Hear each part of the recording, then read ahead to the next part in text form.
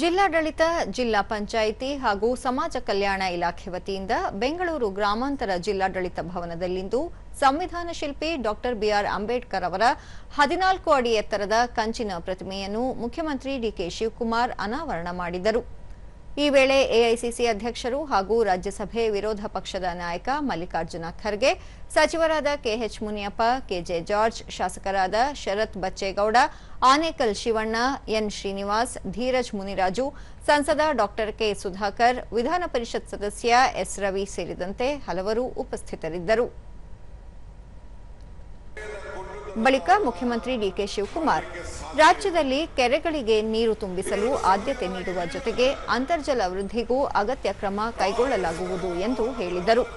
ಬಾಬಾ ಸಾಹೇಬರು ಆಶಿಸಿದಂತೆ ಸಮಾಜದ ಕಟ್ಟಕಡೆಯ ವ್ಯಕ್ತಿಗೂ ಸಾಮಾಜಿಕ ಮತ್ತು ಆರ್ಥಿಕ ಸಮಾನತೆ ಸಿಗುವಂತಾಗಬೇಕು.